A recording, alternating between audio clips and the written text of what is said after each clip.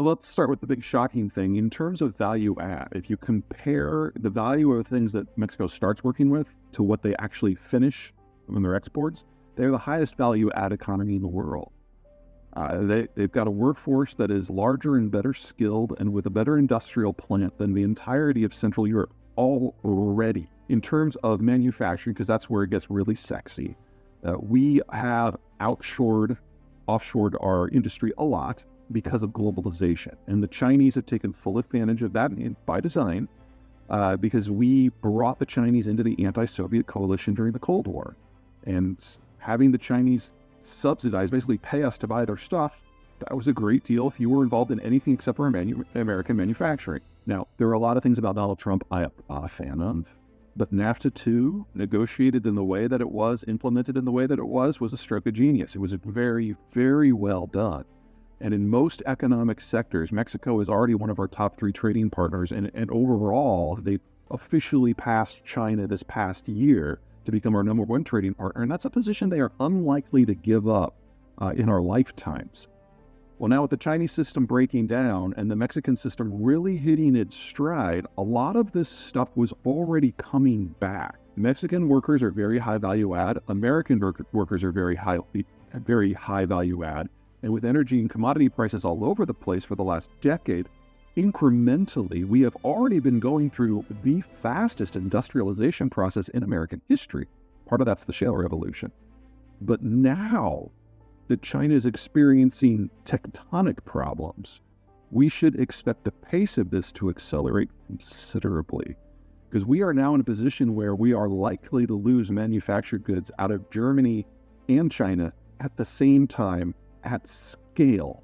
And so Americans have a very simple choice to make. We can have high inflation and not have goods, or we can build our own industrial plant with the Mexicans and have the fastest economic growth in our history. I mean, this is not a hard decision to make. It has hallmarks of a failed state because of the narco problem. I would argue at least half of that is our problem, because we really love our cocaine in this country. And as long as that is the case, there is going to be a smuggler out for the cocaine to get in. And the cartels are a very serious threat, and they're becoming more serious. So the background. The Sinaloa cartel has been the most powerful organized crime group in the world for several years, and they have crossed north of the border. And under the Obama administration, they were identified as public enemy number 1. And El Chapo, their leader, became our most wanted person. And after a lot of back and forth with the Mexicans, we captured him. He escaped. We captured him again. And now he's serving out multiple lifetime prisons. He'll never see the light of day again. And the Sinaloa cartel is starting to disintegrate. In many ways, that's a problem, because under El Chapo, it was run as a business. Cocaine smuggling is what they did, and so you didn't engage in side businesses. You did not corrupt local government. You did not shoot the local or rob the local, because that would encourage people to turn against you. With El Chapo gone, that's kind of fallen apart. It's become a lot more violent, starting to fracture. And a new faction, the Jalisco New Generation Cartel, is rising up, and it is hyper-violent. And the first thing they do when they move into a town is shoot a bunch of people.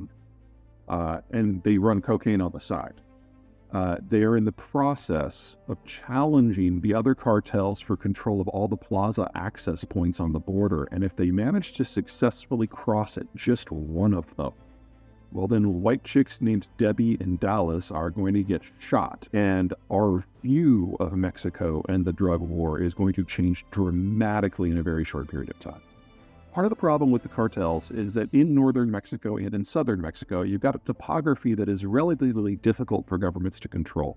So in the north, you've got a high-level desert. In the south, you've got tropics. It's just difficult for states to push their writ in areas like that. That's one of the reasons why central Mexico has, as a rule, been less violent. In that sort of environment, especially when the cartels consider drug running to be their primary source of income, there's nothing that says that it has to overlap with traditional routes. Because if you've got one guy with a backpack with 20 pounds of coke, that's a lot of cash. He doesn't need a container to do that. You can have the two operating side by side with a degree of insulation, and the violence itself is usually never more than 1 or 2% of the physical land area of the country at any given time. So if you got a security team with your operation who knows how to keep their ears to the ground, they can figure out what's coming and when to shut down and who not to deal with, and it can be managed. The challenge moving forward is if Jalisco really does get control of the plazas are where the illicit goods transfer through, and that's too close. El Chapo and the Sinaloa use those, but they don't interfere with trade because they realize it would be bad for their business. El Mencho and Jalisco New Generation Cartel would probably have a very different operating strategy. Yeah. Right now, they're contested, and most of the violence, almost all the violence, is on the south side of the border. But if they do seize control of one and they have unrestricted access to the United States, that would threaten trade. When you've got a cartel with one dude at the top who's calling all the shots, it's kind of like what's going on in China. If Xi were to die tomorrow, you would have national disintegration in a short period of time because there's no other source of authority. The same with Jalisco New Generation. So if El Mencho were to slip in the shower and fall on some bullets tomorrow, the forecast change. Well, and BASF is not just important because it's huge. It's important because it produces the base material that allows all other German manufacturing to happen. Without the Russian natural gas coming in any longer, BASF knows that its economic viability within Germany is already over, and so they're relocating everything they can to primarily Louisiana because that's where the natural gas is. But Right. that won't save the rest of Germany. But the key thing to remember about the United States-Mexico relationship is we have different skill sets. We're good at different things. We're good at different price points. And whenever you're doing a manufacturing system, you need different labor skill sets at different price points. And the border region is perfect for that. Canada, not so much. Canada's quality of work is very similar to the United States. Their cost of labor is very similar to the United States.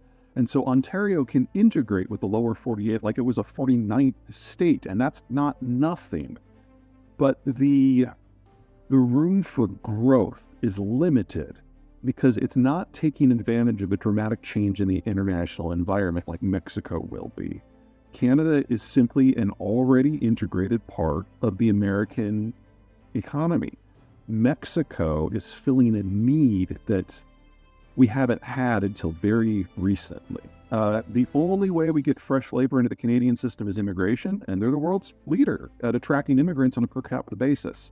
But they're also on a bit of a treadmill because they bring in people in their 30s and their 40s who drop a lot of cash, buy some property, distort the local markets, and then, especially recently, move on. So we've had a huge amount of Chinese capital go in and distort.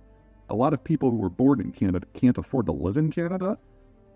But the Chinese that come in are dropping their money but not working there. So they're getting all of the distortions and none of the advantages to the labor market. And the same thing happened in New Zealand. And so the Kiwis and the Canadians have now barred foreign purchases of their property. Australia and the United States at the present have not done that. So we're going to be seeing a little bit more concentration of that kind of distortion in some of the gateway markets. But when you're dealing with a cult of personality system like China, you got to be a little cautious in making bold forecasts because we just don't have all the information we need to know one way or the other. But that said, there seem to be two things at play. When you have a system that is as tightly controlled as the Chinese system has been historically and is now, things go one of two directions. Number one, cult of personality means that the buck starts and stops with one dude. And it doesn't matter how smart he is. He's never going to be good enough